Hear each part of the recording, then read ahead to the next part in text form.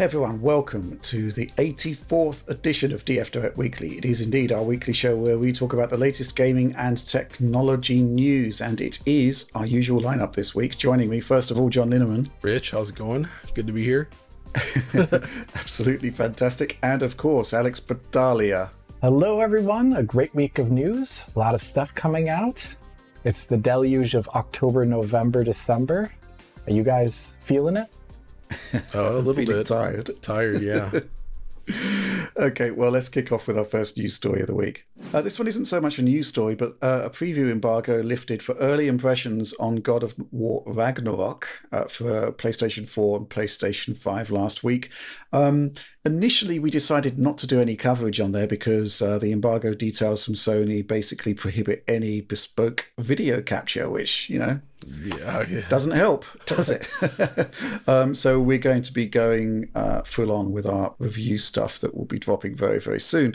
But obviously there are some questions that are coming up in light of the impressions pieces that have cropped up elsewhere. And I guess this ties into a supportive question from Tagon86. Does the new God of War feel current gen in any way, or is it clearly in last gen territory with the addition of high frame rates? So John, you've been looking at this one. You're in charge of the coverage for Digital Foundry, and I guess there's very minor spoilers for our coverage in talking about topics like this. I think actually Sony did some interviews, and specifically one with Eurogamer, where they were talking about a continuation of the first game, a refinement of the first game, a continuation of the story, and kind of were implying quite heavily that it is cross-gen in nature and based on PlayStation 4. Is that fair? Yeah, so this is always a tough topic, I think, and it's something I've been thinking about because it kind of ties in, usually when you talk about whether something is last gen, current gen, whatever, I mean, there's got to be like clear identifiers. And often one of the ways you can tell this would be, I guess, arguably like level design, for instance. You could say, okay, well, we're able to do this larger, more complex level with crazy views or like really smooth, seamless transitions and traversal that wouldn't have been possible on like a slower machine or something. But, or something like, Ratchet and Clank from last year, Rift Apart, probably not feasible on PS4 given how a lot of those stages were designed. So I think the reason people talk about God of War Ragnarök specifically in this way, especially, coming off of something like Horizon Forbidden West, which I think that while that was cross-gen, it was very clearly like a game that took heavy advantage of PS5 visuals. This one, it really does feel exactly like God of War 2018 2. If we're doing like the Final Fantasy 13 2 thing, this is like 2018 2. Like it feels like it exactly picks up exactly from where the last game ends, is kind of what it feels like, right? And I think that's not necessarily a bad thing, because what you get here is very clearly very polished. It is still a beautiful game. Like the art direction that these guys are known for, it certainly shines through. But, some of the complaints we had with that original tend to focus around how the level design pretty obviously sort of funnels the player through a lot of specific areas. You still have some of those like, narrow gaps. And now narrow gaps are not just used to hide loading, by the way. Like that's kind of a misnomer. That they are often used strategically for other purposes, and they're not actually that noticeable or problematic here. Although I did chuckle when sort of like sailing the boat across one of the lakes, I had to go underneath like this like wooden structure, and it was basically one of those shimmy hallways, only in the boat For a boat. So they kind of like, get down and go under this thing. You're like, okay, that's a little silly, but I think it's just meant to keep you in that area. But the God of War has this weird thing where the level design is kind of openish, like a little bit Zelda-ish, but it's also pretty constrained, especially early on. And I can't talk about anything past a certain point, so I will not say anything about that. But everything up to that point, it's pretty constrained. You're kind of following paths, solving puzzles along the way. I mean, it really is. You're doing what you did in the last game, but there's more of it now. And but again, it's not bad. It's really fun. It's good. I mean, the storytelling's great. These guys know what they're doing on that. But yeah, the tech is certainly interesting in that sense, where it's just, it's like more of what was good in the last one, but, polished up a bit. Yeah, it's quite interesting, Alex, that when God of War arrived on PC, there weren't really any complaints that it was a PS4 title with the constraints of a PS4 title. But you were looking at the liberation of that game and what it could do on much more powerful hardware. And it also was a showcase of how good the core art assets were. And basically, higher performance hardware effectively unlocked the quality of those assets, and also, of course, performance on top of that. And we do actually have several performance modes which have been publicized now in the wake of this early impressions reveal. Favor resolution and performance, 4K 30 at 60 FPS, no resolution metrics for that yet. Don't think we're going to be spoiling that in this one. And then, of course, there's 120 FPS high frame rate mode, which I guess will be unlocked, and you tap into VRR there. Any early comments on these modes there? Well, you don't need VRR. I can say that much, though. It's highly recommended, I would say. But all of these modes work as long as your display can accept 120 hertz input.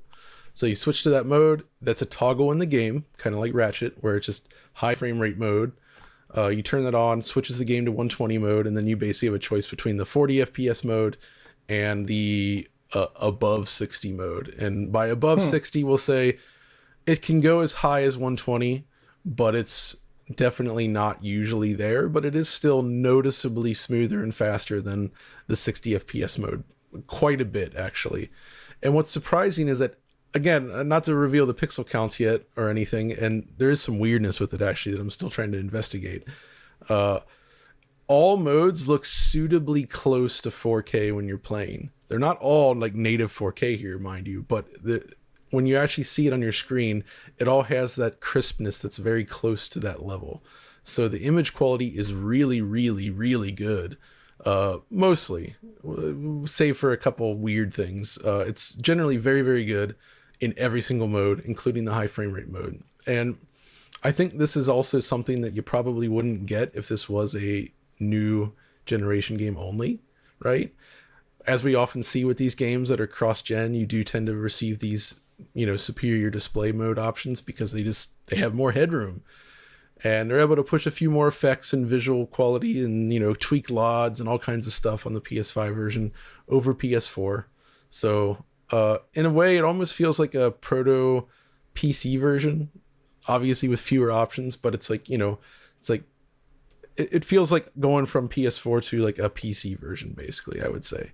Alex, was there anything in the PC God of War that you'd like to see move across to PS5 for Ragnarok?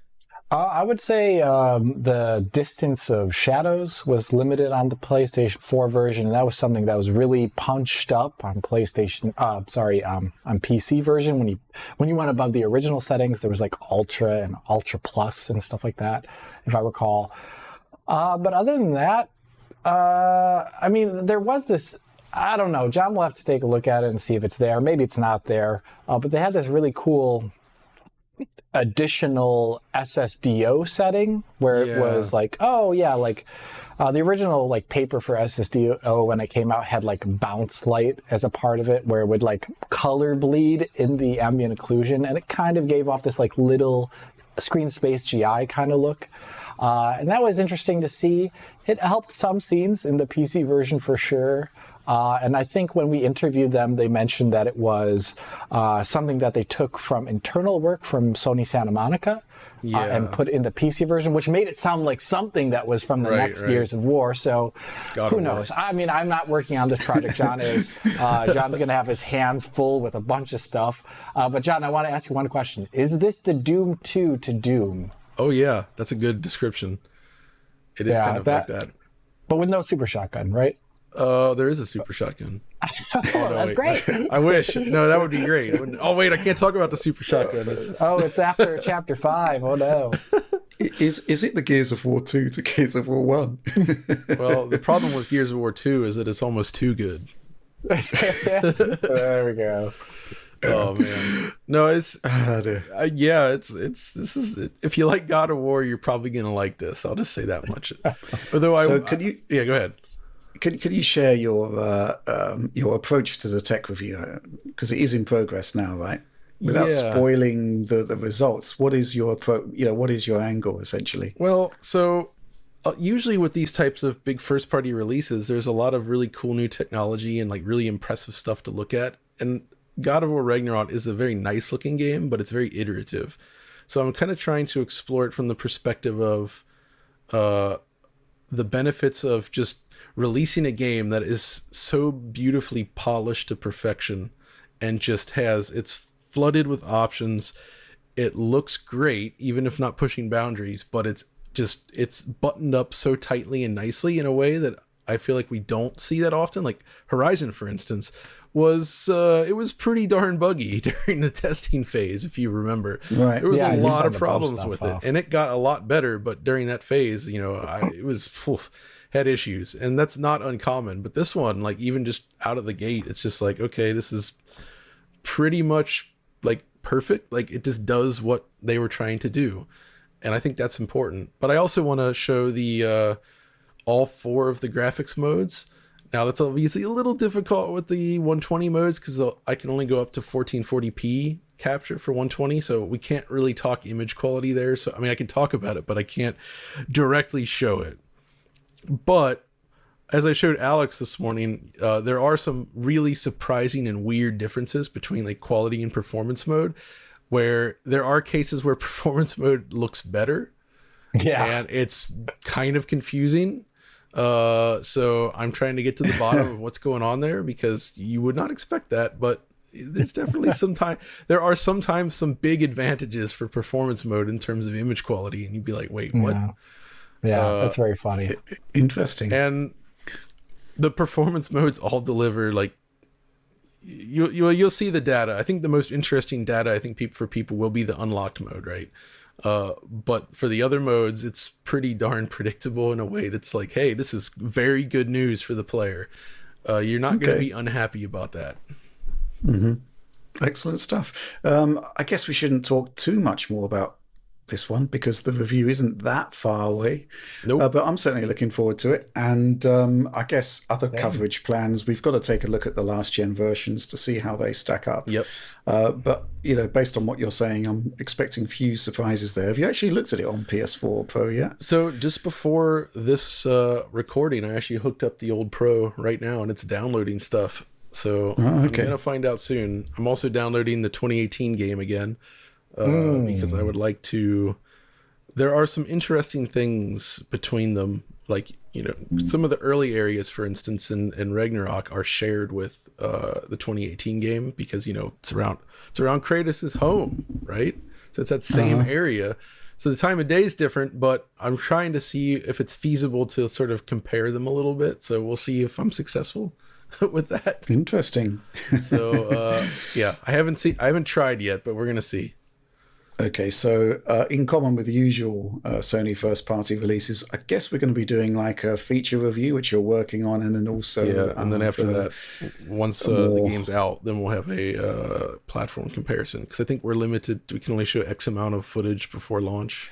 Okay, fair enough. Well, that all sounds fair enough, doesn't it? Is what it is. Yeah. Okay. So, yeah, and at least I just got to say, I'm very happy that the embargo restrictions for the review day are extremely loose. Like you can pretty much show just about anything you want. They're just pretty much like, please don't spoil the story, but otherwise just go nuts. I'm not going to spoil the story, but coming from Bayonetta 3, which had the worst embargoes the worst restrictions I've ever seen in my life. They're so bad. It was such a minefield of nonsense that we opted to do the review on release day because one, I couldn't actually show most of what I wanted to talk about because it was all super restricted, almost in a way that's a little bit suspect because the chapters that you could show are probably the ones that have the least issues. Yeah, that's a good point, Sean. It's like, so I don't know about that, but Okay. That was very. It's like, don't show that. You can only show these 2 chapters, and you can't show any of these weapons or these enemies doing this specific animation in this specific area, and the camera can only be pointing in this direction at one time. And be sure you don't tilt it a little bit to the left, because you might see this other building. Don't say what the building is. You can acknowledge that the building's there, just don't say the name. And it's like, you're like, oh, okay, yeah. Although I guess by the time this video goes up, the embargo will be over, right, Rich? It will be for Bayonetta 3. I guess so, because the game will be out. Yeah, so I just got one cool thing in there, and I just wanted to mention it. Spoiler alert. Maybe we should have done a review via the medium of interpretive dance. Oh yeah. This is a little spoiler, so just it's zoom ahead. Earlier in the game, there is a scene in Tokyo where you fight. You literally you fight out outside the building where Platinum's office is in Tokyo, or wherever they are actually, and you actually end up fighting on the side of the building, like zero gravity style, and you end up bursting into the window, and you have a huge battle inside their actual office, and it's cool as heck. Like, you're like literally tearing the Platinum Games office to pieces while fighting this huge creature. And it's pretty rad. That's cool. Sorry, I had to get that out because I didn't put that in the video because I really tried not to spoil too much in there, and I just spoiled it. So yeah, but please this continue. is spoiler hour. Sorry, Foundry. I like the game. I do like the game. It's just, man, that's the technology.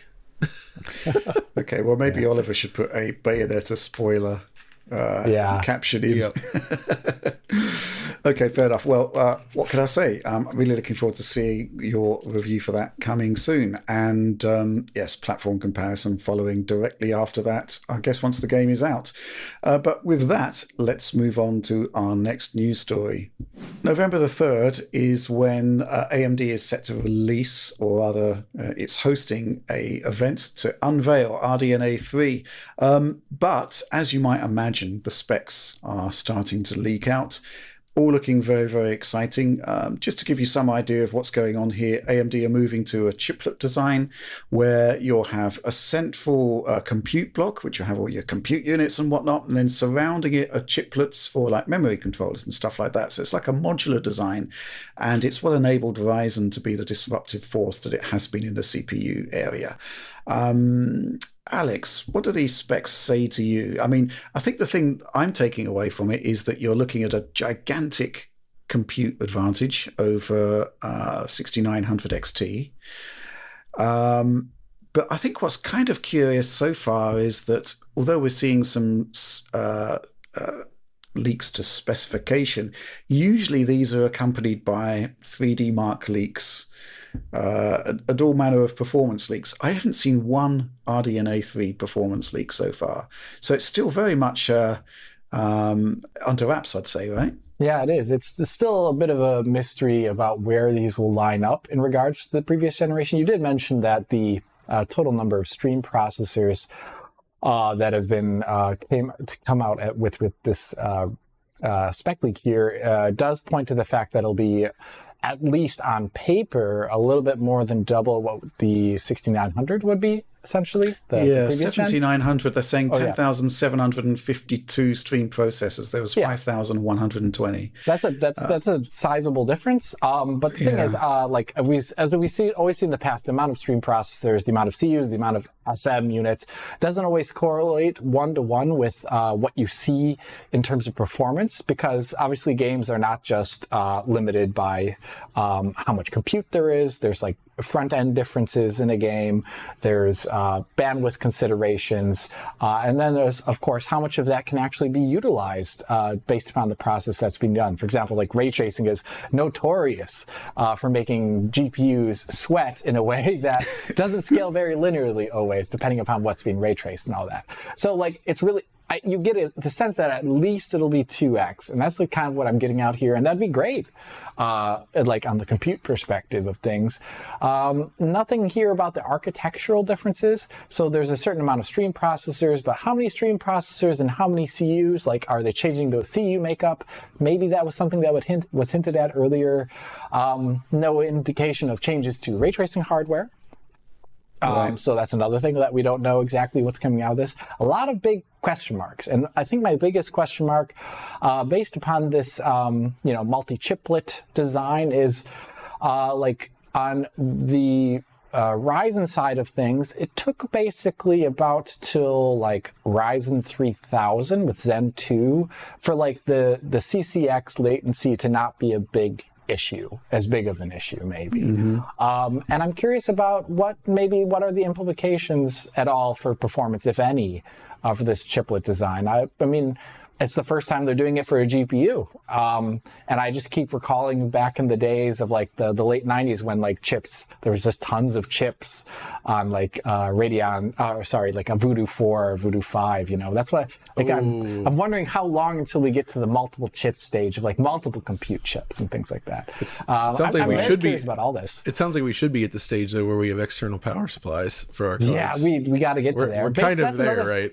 That's another thing about this leak. I mean, the numbers for total board power were kind of right up there a bit, with the NVIDIA kind of stuff that we've seen. So they're going big as well. I hope they have a 5-slot card. Make it happen, guys. I would have put it past the board partners to just have the PC as a GPU, and then there's like a front control panel, which is the motherboard or something. Well, look, I'm just going to put this out there, but some of these 4090s just look ridiculous to the point where I don't want them. I want the Founders Edition card because it actually, that's a beast already, but it's not.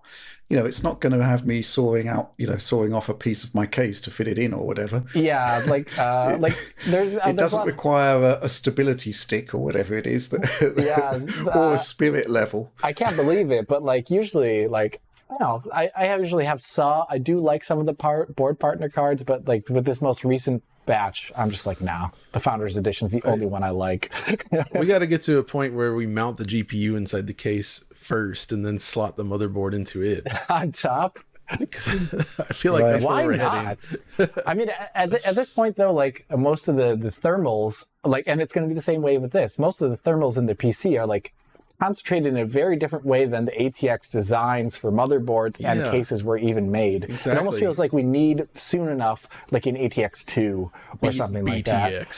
BTX. We're moving on. Something needs to happen. I mean, the PCIe clip on the motherboard is just, it drives me crazy, especially when you're swapping in GPUs left, right, and center. The size of the card, it just makes it impossible to get to the clip if you've got, like I've got here, like a relatively large heatsink for the CPU. It's just impossible to get to. It's really quite challenging.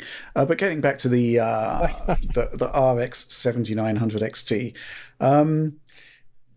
there's still a lot of questions here. I don't think the compute power is in any kind of question here. I think it's, in fact, the only question I've got about the compute power is if the driver is efficient enough to deliver that compute power.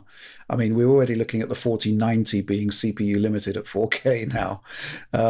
If a notional 7900 XT is faster than the 4090, then are you actually going to see that performance through the driver? I mean, AMD's driver is in great shape on DX12 and Vulkan, but is it enough? Right? That's the kind of craziness. That's the how far GPU powers outpace CPU at this point. Crazy stuff. Also, we still don't know anything about the ray tracing hardware, as you said, Alex. I mean, just extra stream processors extra clock is going to make a big difference there. But, you looked at some of those 6900 XT benches in the 4090 review. I guess the one that really stood out to me was Dying Light, where when the sky wasn't on screen, when the sky wasn't on screen, it was like 25% of the performance of the 4090. So, let's say you double that, you've got half the performance of a 4090. So big challenges there if the architecture is unchanged. And as you say, Alex, we just don't know what's happening on the architecture. I would love to know. I know there's been, obviously, there's one thing I can always, because it was, it was announced elsewhere, but there's always some stuff going on in the background. There's people changing companies, but I did see some people went to Intel, from NVIDIA to Intel to AMD. And you could probably find this on LinkedIn if you want. But these people were responsible for like ray tracing stuff at both companies. So I'm curious to see what they're going to be doing then. So maybe one thing, I don't want to speculate too hardcore, but maybe this is more iterative on the ray tracing side, but the next architecture is like RDNA 4 or whatever they may call it.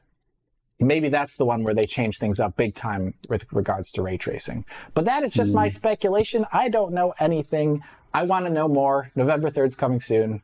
I can't wait to find out. Mm-hmm. Absolutely. Hopefully we'll be doing, well, I suspect we'll be doing full reviews on the cards as and when, and I can't wait to go hands-on with it, just to see what they've delivered. Because if we look at the leap between RDNA 1 and RDNA 2, there were big strides there. Mm-hmm. And I'm just really fascinated to see where they've decided to sink their resources. And the whole chiplet thing, I mean, is it going to deliver a win in terms of pricing? Potentially so. But does it also introduce performance challenges, as was the case on early iterations of Ryzen? I mean, this is a first attempt, right, at doing this on a GPU. So many questions, and I can't wait to get answers. But with that, I guess we should move on to the next news story. Interesting interview that Phil Spencer has given, where he's hinting that we may well be seeing price rises on Xbox consoles, potentially Game Pass, possibly. He's not being specific here, but obviously he's setting expectations, right, John? Yeah, and I'm not surprised at all. Like, they've done a great job so far sort of maintaining their current pricing. But it just feels like we're in an environment now where just cost of development is becoming so high. The cost of goods and supplies and parts, everything is through the roof. Transportation costs, just moving consoles around, all this kind of stuff, that's high as well. There's so much happening in that space that it just seems really difficult, even with all that money, to justify keeping the prices where they've been.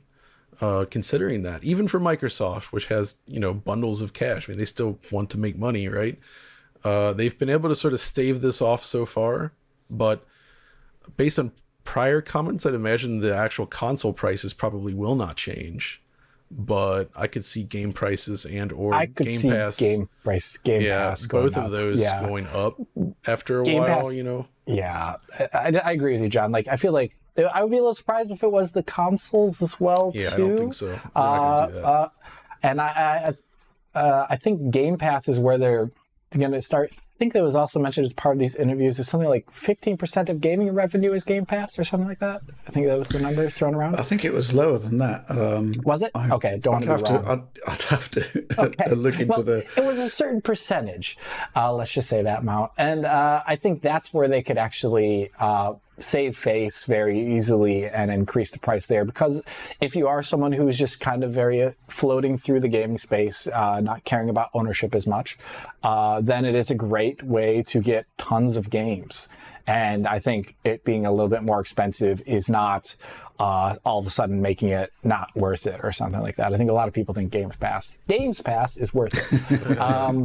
Yes, it's the Alex Battaglia logic here. It's Games Pass because you get more than one game. You get more than one game. Darn. Like Netflix. It's not Netflix. We've said this in the past. That's fun. I think all options are on the table. I wouldn't be surprised to see prices go up on the consoles, to be honest, because okay, you're right. Because Sony has done it. B, I would suspect the bill of materials of building an Xbox Series X is higher than a PlayStation 5. Mm-hmm. That I agree with. Yeah. And there's rampant inflation across the board, and we've seen that the cost reducing a console just isn't really viable these days.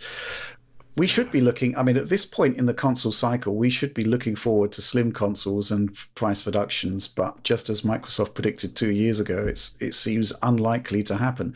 And even at that point, they couldn't have predicted the economic storm that we're looking at now. Mm-mm. So I think all options are on the table. I do think probably the subscription prices and maybe the game prices will go up. Yeah. Gosh, so I feel he is the master of these interviews. I gotta say, you just read his language, and I'm just like, this is so good. Like, I can definitely say we have no plans today to raise the price of our consoles. We think in a time where our customers are more economically challenged and uncertain than ever, we don't think it's the right move for us at this point to be raising prices of our console. Like, he says a strong statement while leaving the door open just in case. And all the statements are like this, and it's honestly, it's amazing. Like, you read this, and you're like, man, he's really good at this. He's very good at interviews, very good at language. I was interested as part of this. I think they said Project Keystone was also another thing. That's the Xbox streaming stick, mini home console. It was like a mini box. They seem to be doing things. I think there's indications they're doing things with Samsung. Mm-hmm. And their own box has been put back. Yeah, I think we need to see another iteration in technology for xCloud before, I'd like to see 4K. I'd like to see improved image quality. It's not quite there at the moment, but, in the future, perhaps. I just used the power of Google, Alex, to look up the proportion of revenue that is Games Pass. And according to Engadget here, Microsoft's Games Pass service is profitable and accounts for about 15%. I was right. 1.5, not 50. Yes, I said 1.5 originally. Okay, I just have probably very bad pronunciation of the word 1.5 for some reason. Getting back into the topic, though, I think if they do raise the price of the console, though, it would probably happen after far away into the new year, like already around like springtime, I'd imagine. Yeah. To do it, because like get enough distance between now and when everyone's glutted on games already, because consumer spending goes up in December or so. So that's when I imagine they feel like a good date to raise the price is April 15th. I don't know why. It just seems like a good point. It's like, it's in between things happening. It's like spring is kind of underway. People are going outside. Nobody's thinking about consoles. E3 is still not here. It's just like, bam, there you go, $50. April 15th. That sounds familiar to me. I don't know why. Is there any particular reason for that date, John? It just feels right. I feel it in my bones. Like April 15th, it's price increase day. Right. Okay. Is that like Judgment Day in Terminator 2? A little bit. Yeah. That's August 29th. Yes, exactly. Just to. I think this is all indicative of the fact that inflation is happening, and it is hugely damaging across the board. So I wouldn't be surprised to see price increases.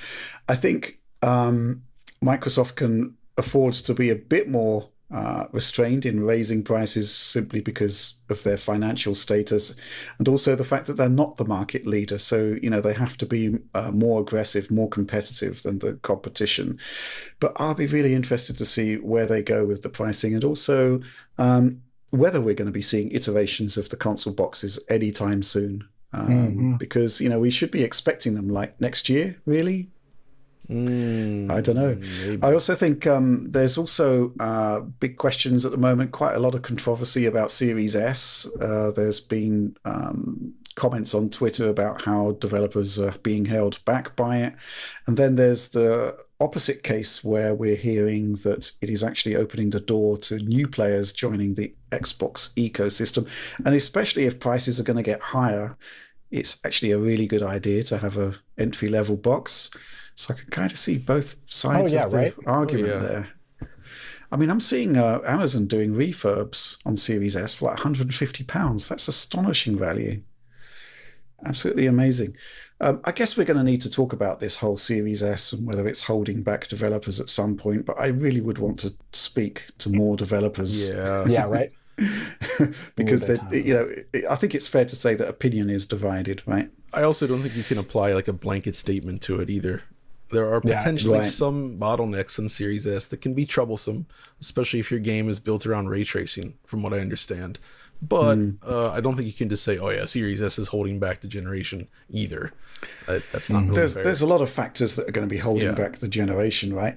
Integrated graphics in laptops. People, there's a lot of laptops out there, low power GPUs. Yeah, nobody's building games just for the 4090. sadly. Unfortunately. That would be great. That'd be cool. No. Yeah, so there's a lot of competing factors in this whole question of what is holding back games this generation, if anything. Ultimately, I think, developers work around the hardware that's there, whether they like it or not. That's I think the it's way it is, right? the big thing we're waiting for is to see how the first big Unreal Engine 5 titles perform across the board. Yeah, that's going to answer that. Yeah, we're still waiting. There's a lot of questions there regarding overall performance targets across consoles in general, like how far they can push Lumen and Nanite on these machines.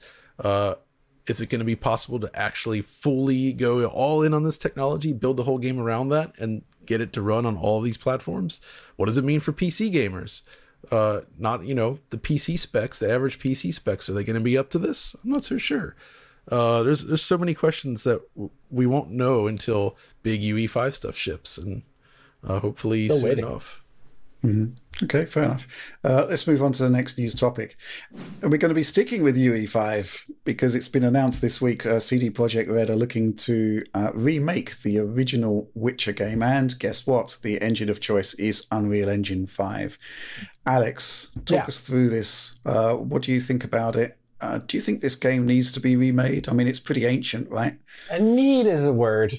I don't know if it needs to be remade, but it is actually, it's a really cool game in the aspect of it is before open worlds madness hit, and so it is very focused. It tells a very localized story about just like Witcher hunting animals or whatever magical creatures. It's very local. It is very much so in the spirit of how like small scale some of the things that are happening in the books. It's kind of like the second chapter of Witcher 2 almost of a game. The thing is that's interesting. I'm curious if they're going to maintain that original like size of scope of game. Like, is it really going to be like smaller scale, investigative, all these things? I don't know. Maybe they won't do that. Maybe they'll expand it a lot. Hard to know, but that'd be an interesting point there. But the other thing that it really needs, probably why it does need a remake, is because if you go back and play it now, it has some like archaic and strange design decisions, probably due to the technology that it was on, which is that BioWare engine, Aurora or whatever it was called. Yeah. Aura? I don't know what it was called. What was it called? Yeah, either way, it's on that engine, and it has like weird sword combat that would never translate to a controller in a good way, and all these things. So it's really good to see this come out, I think, because it'll widen the audience for the original like Witcher story. And that'll be really cool to see because a lot of people have not played the original game. It's kind of underrated. No one really talks about it. The game really got big with The Witcher 2. Mm-hmm. But that first game had a lot of quality in it. So I'm excited to see it. I'm just very curious about like the development situation. I know this is from like a subsidiary studio. And then the creative like overlords of it all are CD Projekt Red. But I'm curious like how much it'll feel like a CD Projekt Red game. I think their games do have a certain style to them. So I'm curious if that is held up, even though it's being done by a subsidiary. Yeah, it's the developer's called Fool's Theory.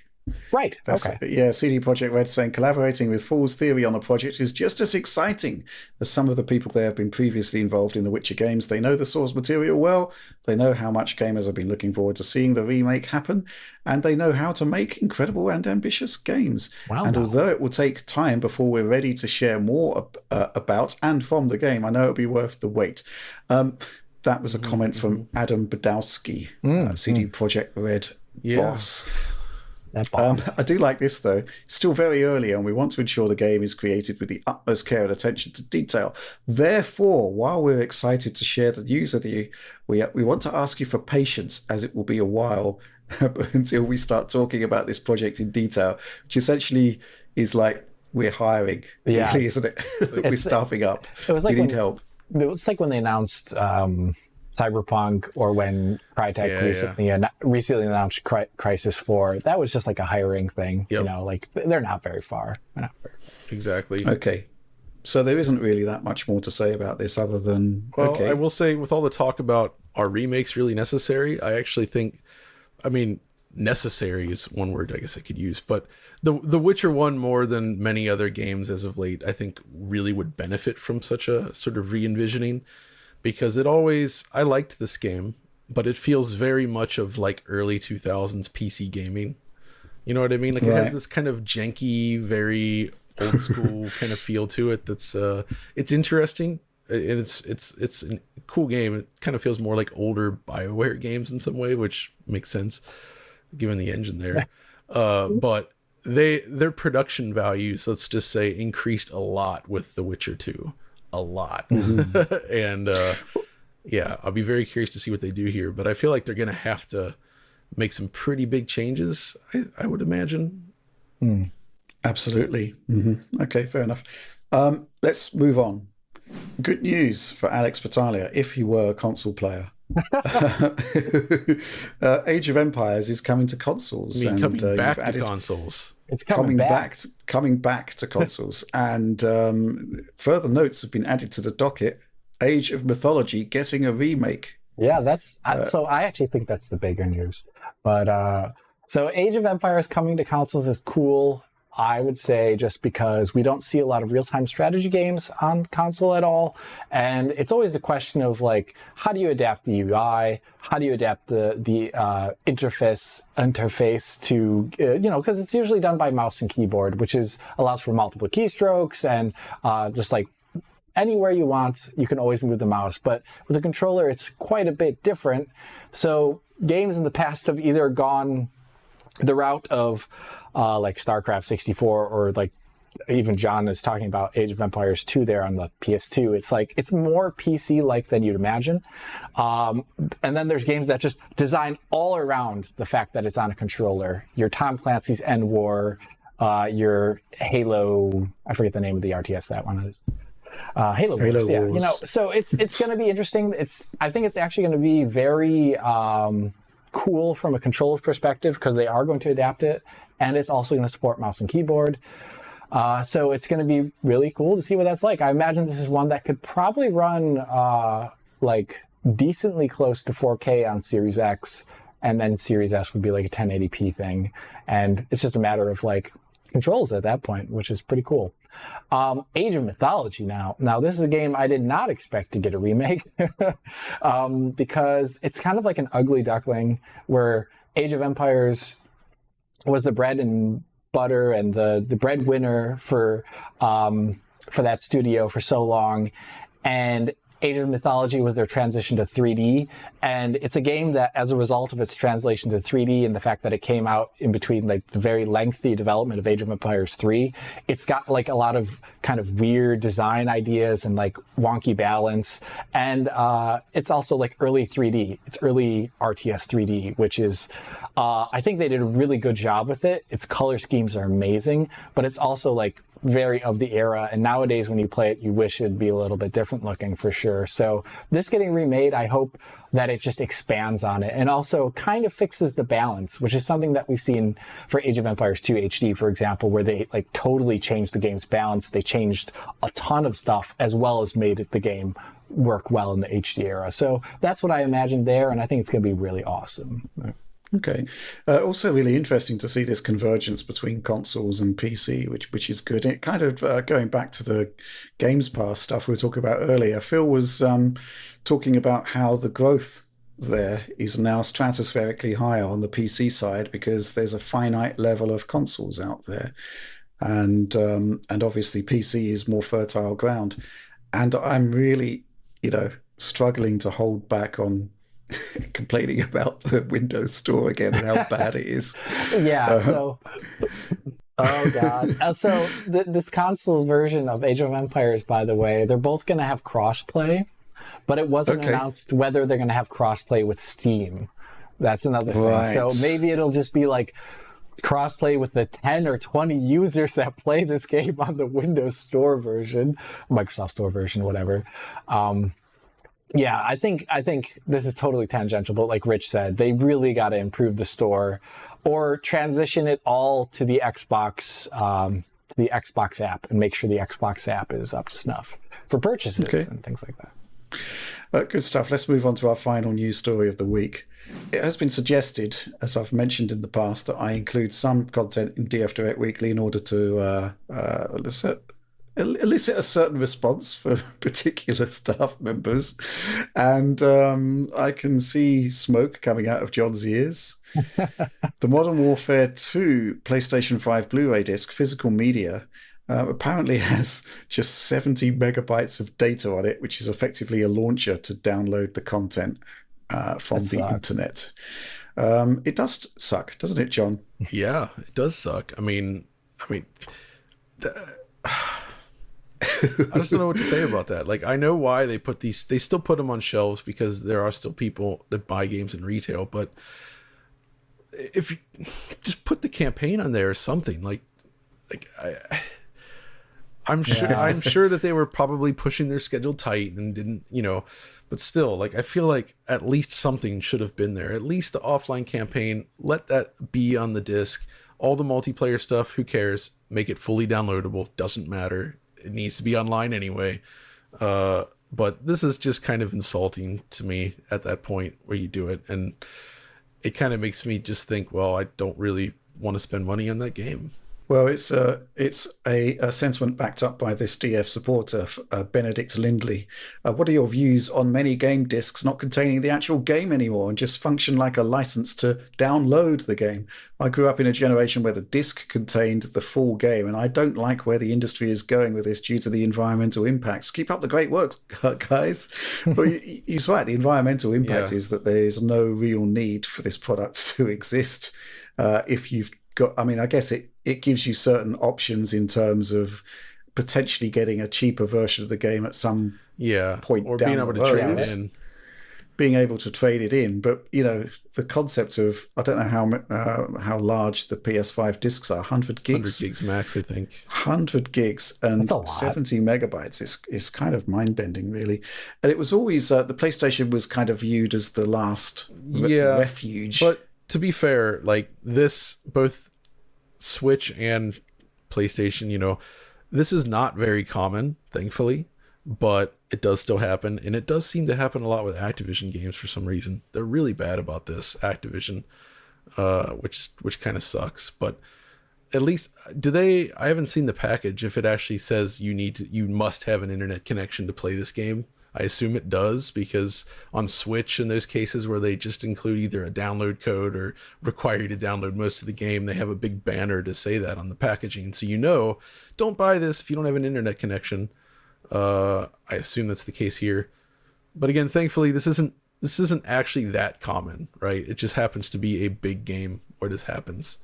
So yeah, it's still a bummer, though. And it does kind of feel like they're just making e-waste with this, because there's no game there. It's so wasteful. It's just a key. 70 megabytes. Like they could have shipped it. Like I made a joke on twitter.com about they could have shipped it on a zip disk. But that would just be as wasteful plastic here anyways. Like they had to spend the time to press and burn all these discs, print a logo on the disc as well, send and ship these packages when literally you could just walk into a store and ask the teller, I want to buy Modern Warfare, and they would print you a receipt. That's all they could have done, They didn't have to make all this e-waste to do it. I kind of feel like if they want to take this, if they want to take that all the way, they should have a special edition that comes with the game on a zip disk, an actual zip drive reproduction, zip drive for USB. All it is for USB. But FireWire, John. It's FireWire. They got to work on a modern system. But then it's still just that 70 megs, and you have to download the rest. But you have to go through that whole process of setting up the zip drive on your console. There we go. Special edition ideas right there. I would love that. Why are we talking about zip drives? They're the future, Rich. I don't know what you're talking about. What about the Jazz drive? That's another one. 250 megabytes, if I recall. Yeah, that's like Honor. It's like, was it 250 or like 1 gig? I can't remember, but it was. I think you're right. I feel like it was 250, but I can't recall. Yeah. But maybe they should just go the full hog and just ship it on multiple floppies. Oh yeah, there we go. Yeah. Yeah, it's just kind of nuts. And I think the other crazy thing is that there are these kind of deluxe editions that give you all manner of bump and extras and whatnot, but you're not getting the game. Oh yeah, I hate that. The They disc. started to do this because of, I guess, we don't want to leave the digital owners out, so they make special editions that have everything but the game, and I'm just like, come on. What on earth? Crazy stuff. Absolutely crazy stuff. Let's move on at this point to supporter Q&A. This is the part of the show where every week we canvass our supporters on our Patreon, ask them for their questions. Various queries emerge, some serious, some not so serious. Most of them are highly entertaining, and we choose the best of them to answer here. And we're going to go to a question, first of all, from Nolasco. Evening, my DF compadres. Seeing as the new norm will probably be 30 FPS on future games on the new generations of consoles, do you think the developers want to show so much fidelity as they can muster from the hardware on day one, and maybe later try and implement a 60 FPS patch down the road? Thank you for your awesomeness and hard work every day. I'd say the answer to that is kind of no, really. Unless Unless new consoles, unless new consoles. John, why don't you tackle this one? I think here's the point, right? I do think that as we move away from cross-gen, and maybe I should do a full video on this to explain my thinking. As we move away from cross-gen, developers have to specifically target 60 frames per second or 120 frames per second in the whole authorship process of the game.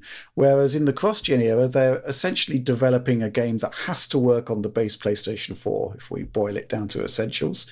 Therefore, they can scale up really, really easily, and it's not a major design point. As the process moves to target these machines specifically, then 60 frames per second becomes a primary design target across all disciplines in the development process, right? That's pretty much what I was thinking here. It's like 60 frames per second then needs to become a design choice, as it is for pretty much any game that runs at a higher frame rate. Whereas, like you said, with cross-gen stuff, they can just kind of push it up, whatever, and it doesn't need to be a focus of the development. But going forward, I think, we're going to get back to probably a similar place we were last gen. You're going to have studios like id Software that are very specifically making 60 FPS or higher games. That is their target, and everything is built with that in mind. Then you're going to have the games that are just aiming for high-end visuals, and 30 becomes sort of like their main objective. And they might try to do performance modes still, but they either won't or they will, and it'll be kind of unstable and not great, depending on how they have in their resources. Or 40 FPS. Or 40, like Rich's good article says. Yeah. So, I don't think 60 is going to just disappear again or anything. I think we're still going to see plenty of games that push for higher frame rates, but I think we're going to see more of the bigger AAA stuff start to fall back down to 30. Unless you're like Call of Duty or whatever, where I think the big question mark, I think, from my perspective, is Unreal Engine 5. That's the big unknown at the moment. And we'll move swiftly on to the next question from Concrete Llama, who has a question based on the same area. So there are finally signs that we're heading out of the cross-gen period. Yay. Yay.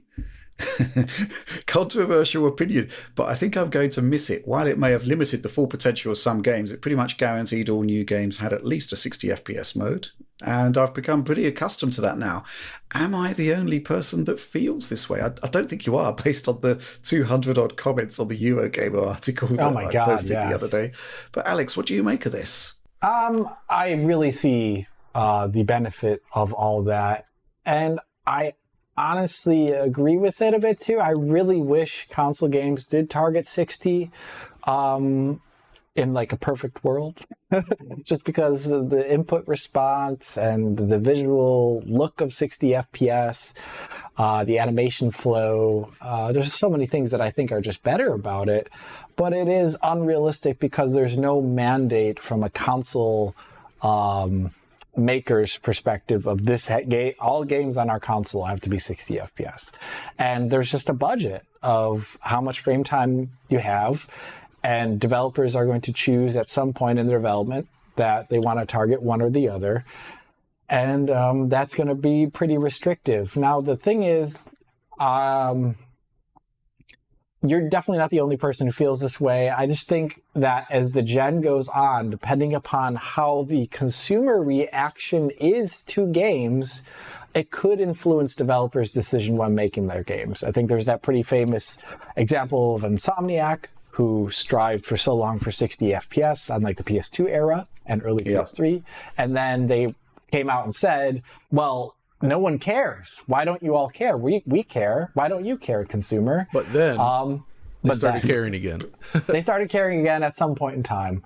So maybe that'll happen again too here, where there's a backlash to 30 FPS and games don't sell as well for some reason. I don't know. Does that sound realistic?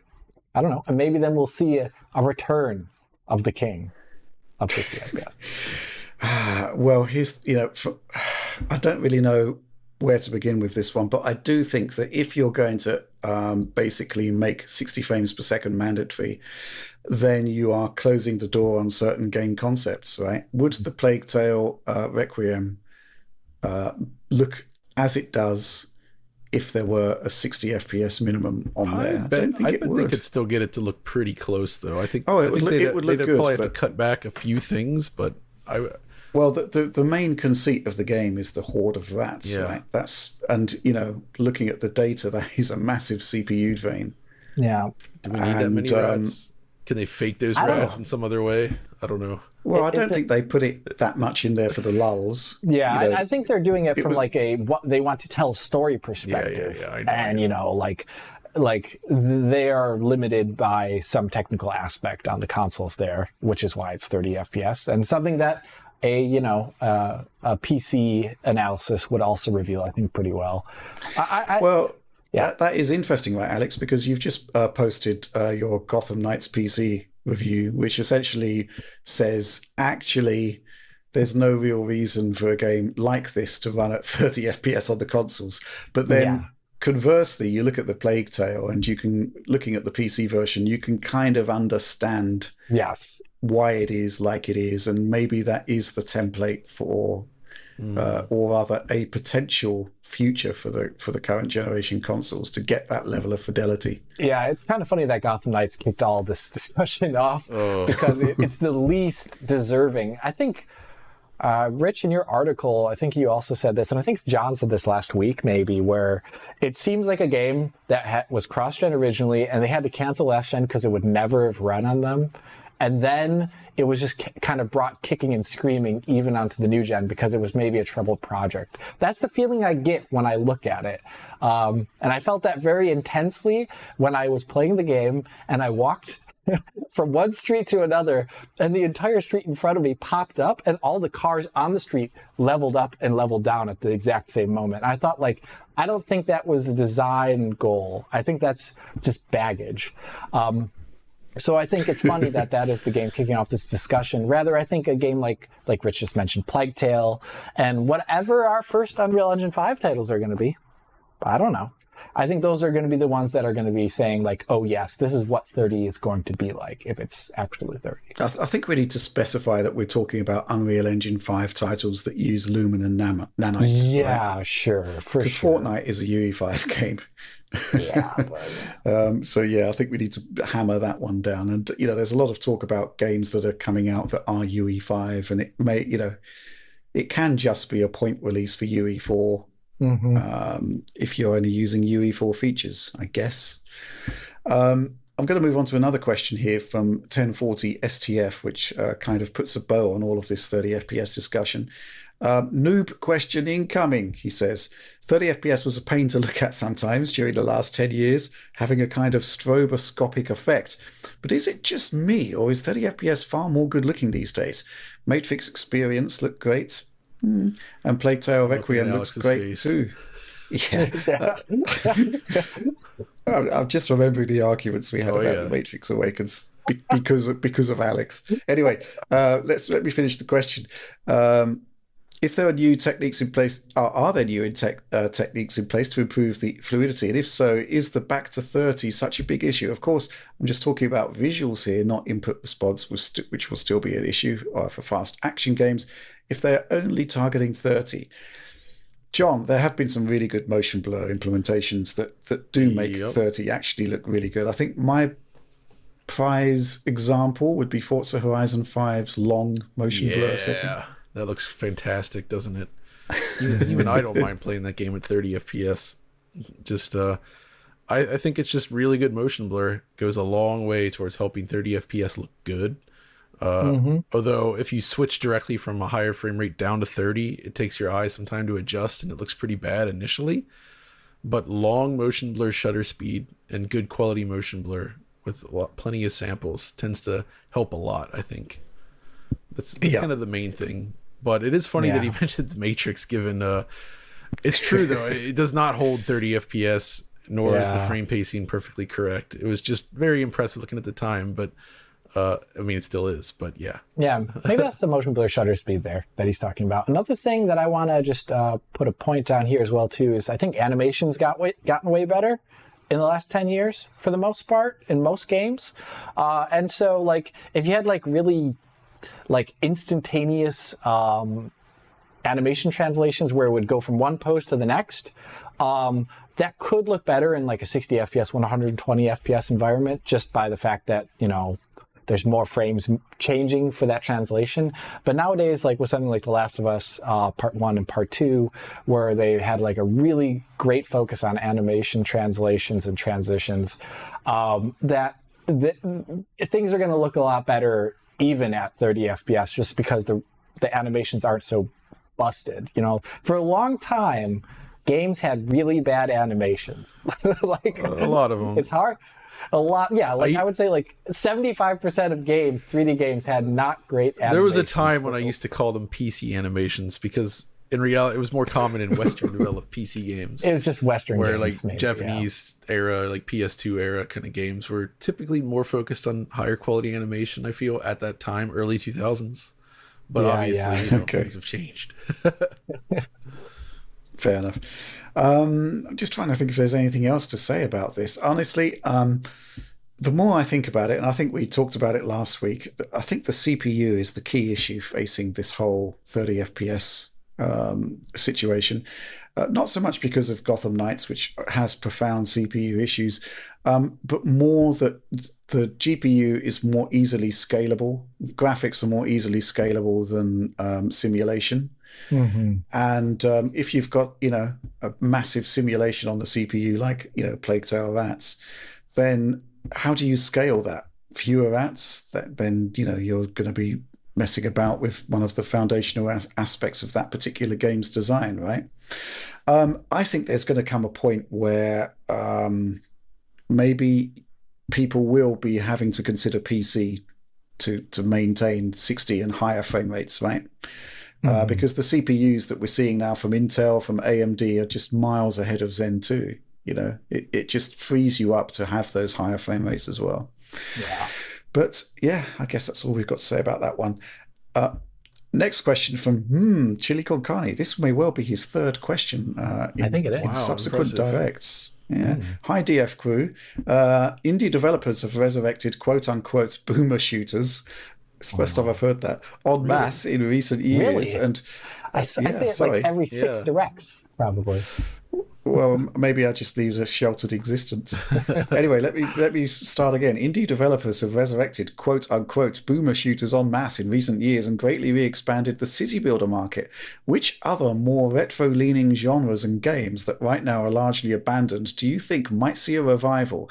And are there any personal older favourites that you'd like to see spiritual successors to? John?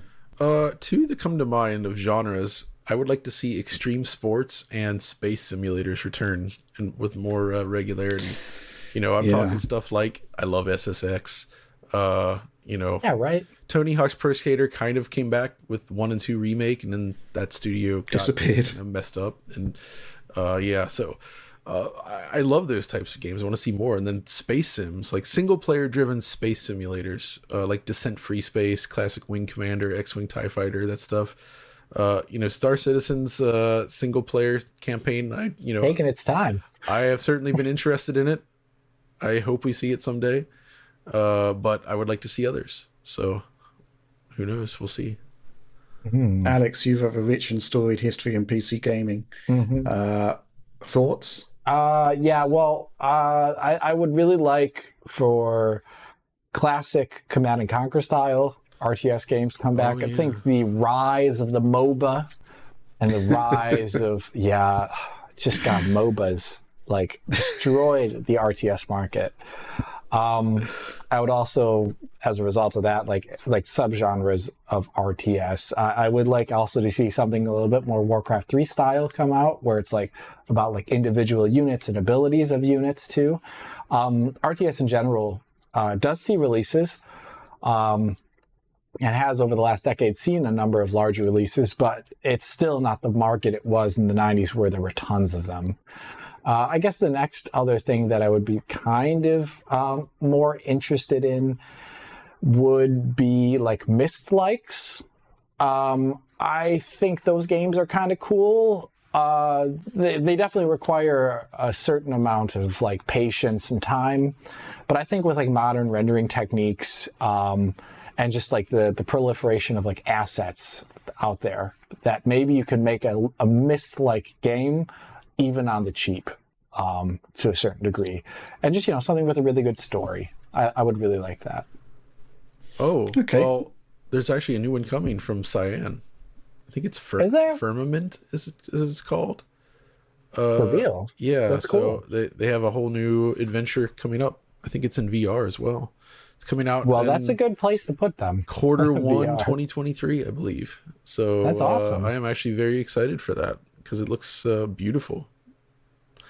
And it has a lot of that sort of like that stuff I love about Myst, where it combines sort of natural sort of formations, like rock formations, with like all sorts of like old ancient machinery, just kind of jutting out, big pieces of metal just like jammed in there, creating weird structures. Like that. Stuff's great. I love it.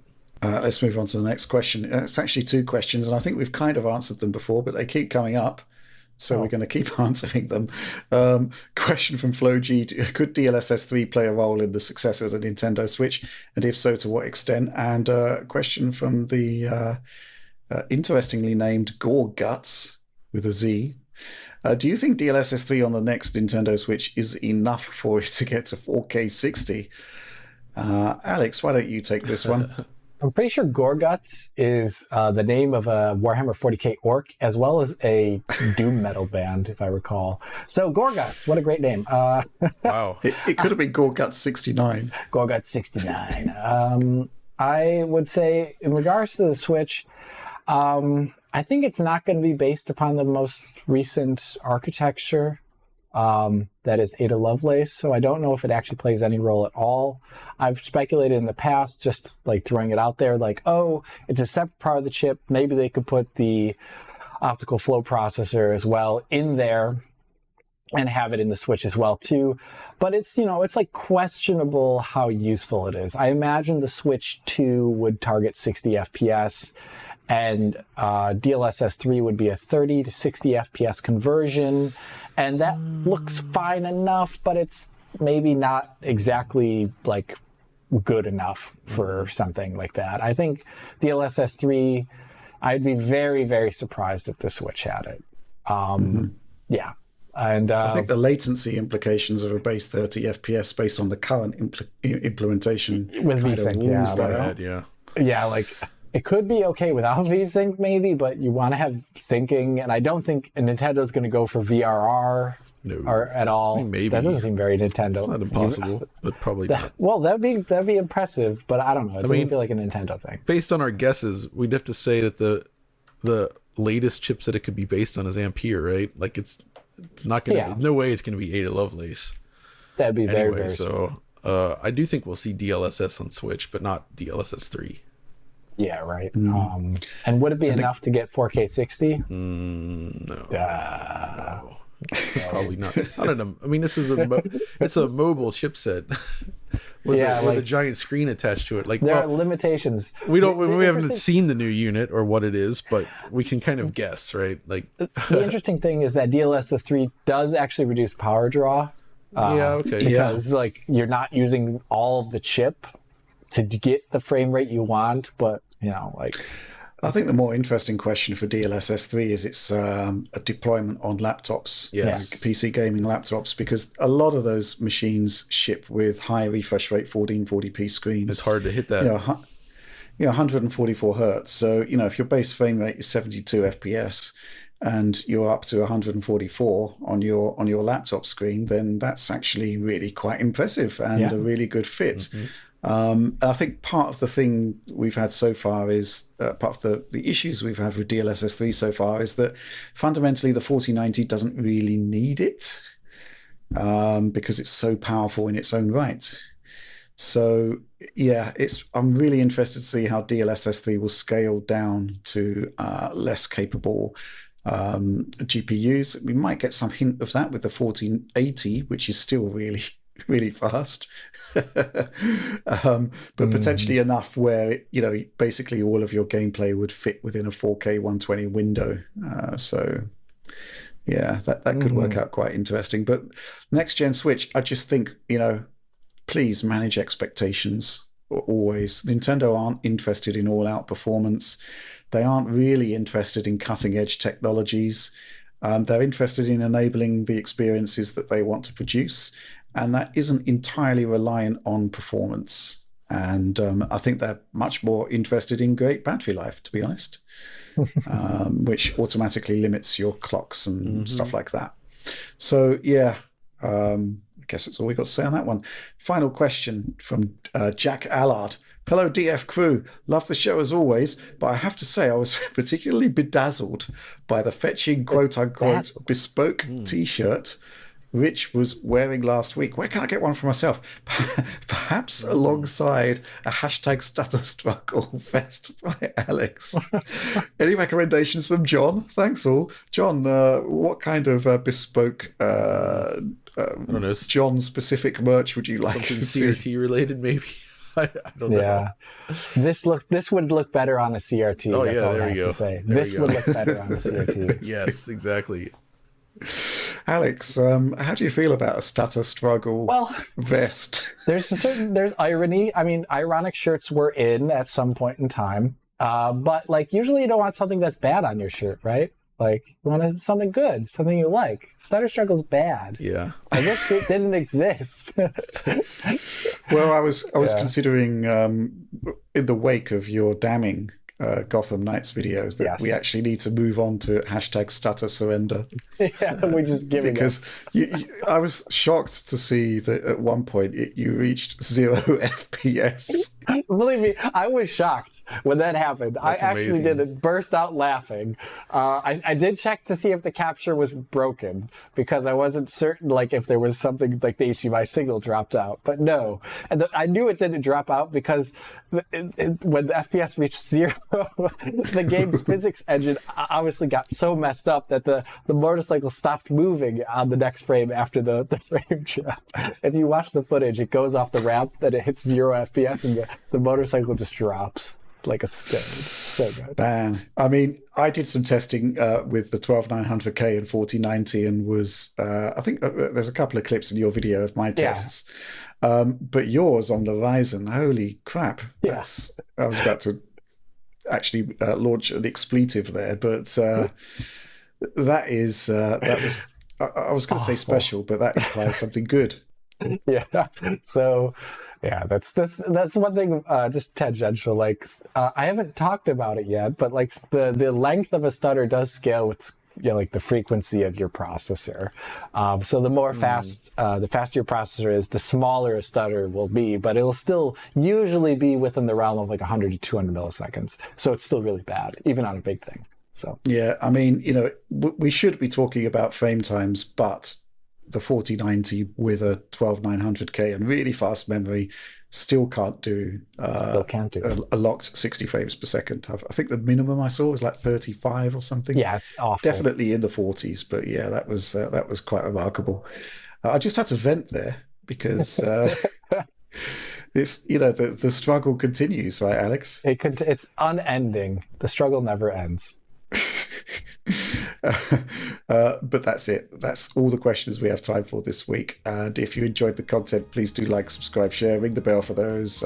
As usual, notionally instant notifications. No promises there. The DF Supporter Program, so much going on there. Tons of early access, tons of bonus material. Last week John came up with the idea of putting up Alex's first version of his Uncharted PC review, and we did actually do that. We actually did manage to find a good copy of it, hidden away, tucked away on the Eurogamer server, so we could share that with supporters. And so there's always a lot going on there. And if it hasn't dropped already, the Final Fantasy XIII Retro episode for Retro supporters is imminent. And I watched it through yesterday, and it's awesome. So yes, do consider the DF Supporter Program. But that's all from us for this week, and we'll see you next week.